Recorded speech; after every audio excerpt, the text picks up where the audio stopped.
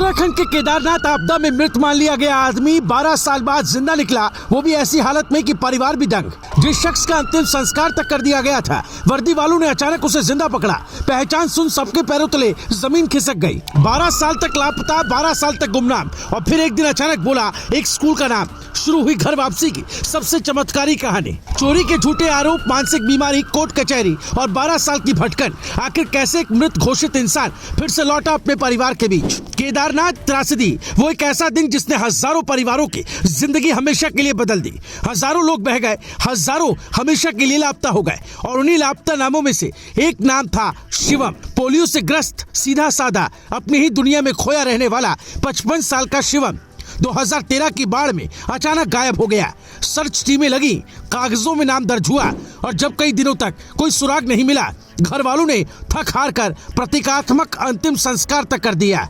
पर उन्हें क्या पता था, जिसे वो राख समझकर रो रहे हैं, वो आदमी किसी और राज्य में, किसी और जिंदगी में, किसी और दर्द के साथ जिंदा है। किस्मत ने अजीब खेल खेला।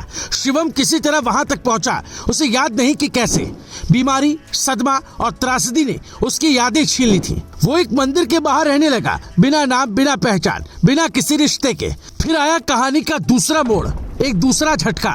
2021 में मंदिर में चोरी हुई, असली चोर पकड़े गए, और बदले में उन्होंने एक मासूम, बीमार, पहाड़ी भाषा बोलने वाले शिवम का नाम उछाल दिया।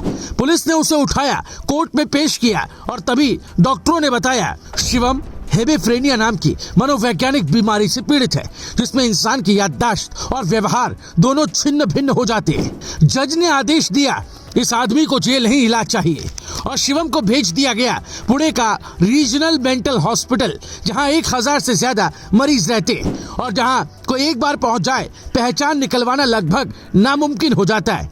सामाजिक सेवा अधीक्षक रोहिणी भोसले और उनकी टीम के लिए शिवम को पहचान दिलाना किसी मिशन से कम नहीं था।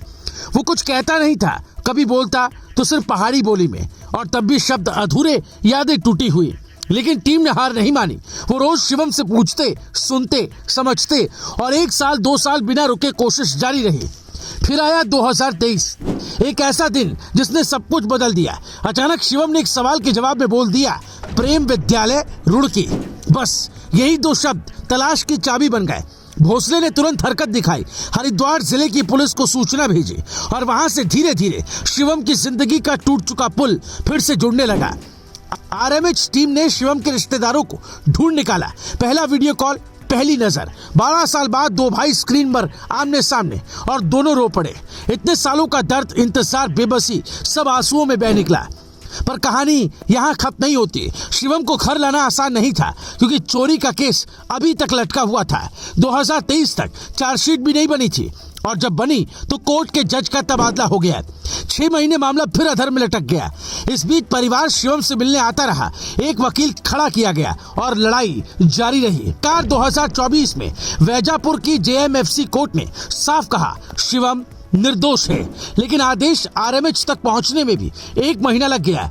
और फिर 5 दिसंबर 2025, 12 साल की अधूरी जिंदगी, 12 साल का भटकाव, 12 साल की त्रासदी। आज सवालों का बोझ छोड़कर शिवम आखिरकार अपने घर, अपने परिवार के पास लौटा। ये कहानी सिर्फ एक व्यक्ति की नहीं, ये याद दिलाती है कि त्रासदी सिर्फ उस दिन नहीं मारती, उसके झटके सालों बाद भी जिंदगी को चीरते रहते हैं। लेकिन जब किसी की खोज में इंसानियत लगी हो, तो खोया हुआ इंसान भी एक दिन मिल ही जाता है।